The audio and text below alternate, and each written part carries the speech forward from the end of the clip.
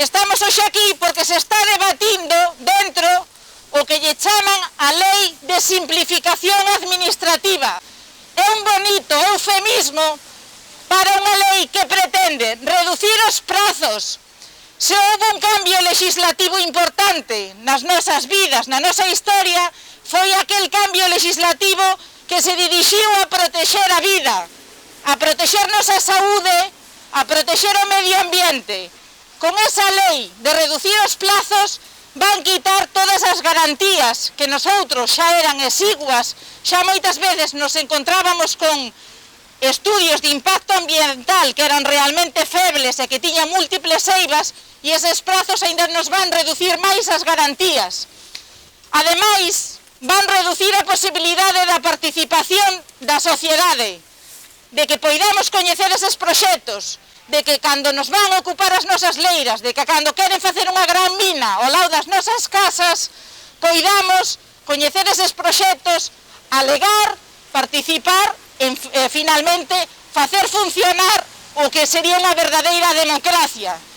Nosotros sabemos, pola nosa breve historia, non, pero intensa, de loita, nos últimos tempos, que moitos proxectos, cando a cidadanía os coñeceu e puido intervir neles, moitos incluso foron anulados pola xustiza porque eran un verdadeiro desastre para a vida e polos impactos. Esta lei ven a reducir os prazos e ven a facer outra cousa tamén realmente grave, e é a posibilidade de que eses estudios de impacto ambiental se privaticen, non nos faiga a administración pública, senón que se lle encarguen a empresas privadas.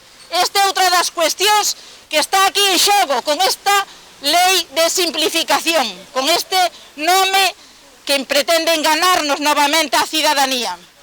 Aparte desto, estamos aquí porque pretendemos un reparto de fondos europeos para cubrir as necesidades máis importantes da poboación. E ese reparto tamén está presente nesta lei de simplificación, porque se pretende crear unhos instrumentos para xestionar eses fondos. Unha administración paralela por e para as grandes industrias, por o gran capital. Por qué? Porque se pretende que haxa unha especie de oficinas paralelas ao que sería unha subdirección xeral para tramitar o que lle chaman os proxectos industriais estratégicos, para tramitar o que lle chaman as iniciativas industriais prioritarias. E iso que é? Eses son os proxectos do gran capital. Por exemplo, os proxectos industriais estratégicos son aqueles que van investir máis de 20 millóns de euros ou que van, en principio, justificar que crean máis de 100 empregos. E aquí vamos facer un paréntese, porque moitos destes grandes proxectos que son, xa os coñecemos, de predación do noso territorio, moitas veces din, vamos crear 4.000 empregos, logo son 400, logo non son nin 40, pero son o mellor 4.000 os que destruíron, e unha destrucción que queda para sempre.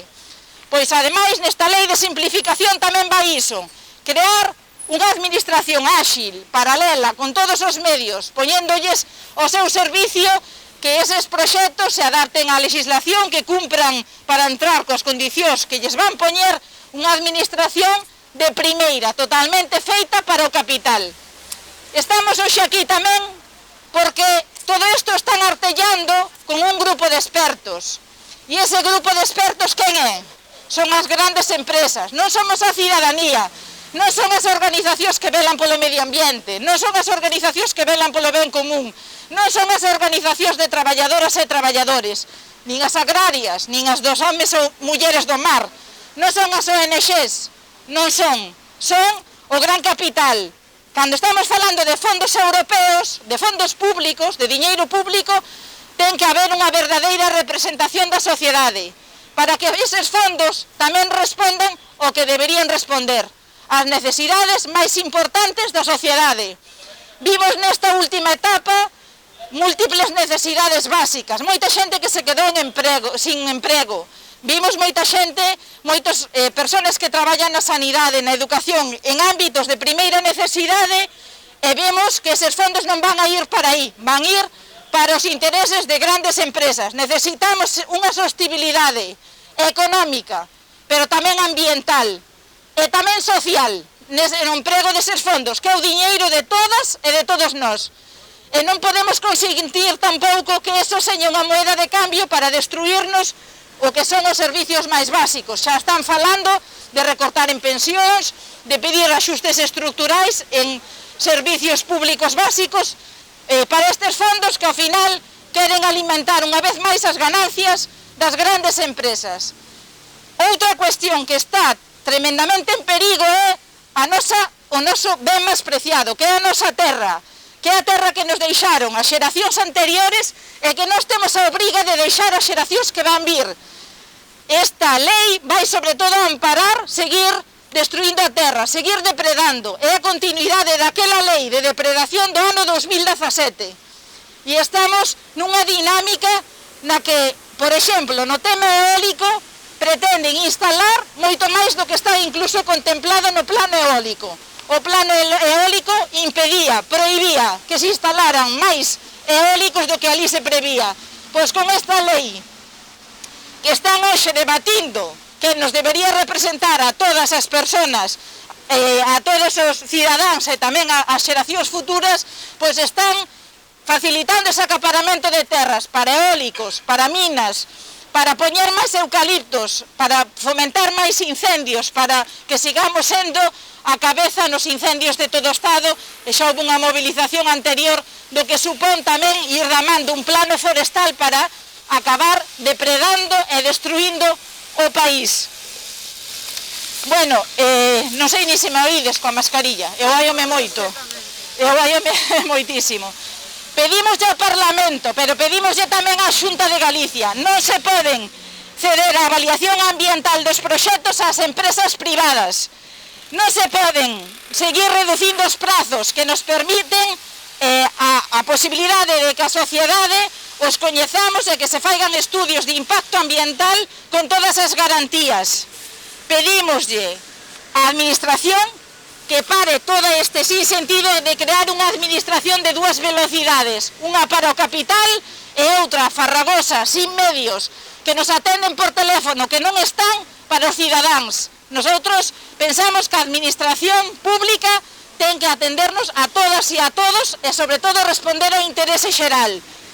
E finalmente tamén pedimos democracia, participación de toda a sociedade no seu conxunto e que estes fondos que se encamiñen a unha verdadeira transición ecolóxica, enerxética, que respondan aos retos do cambio climático, ao déficit de enerxías fósiles e non sirvan para aumentar as ganancias e o lucro do gran capital e nos deixen un país destruído.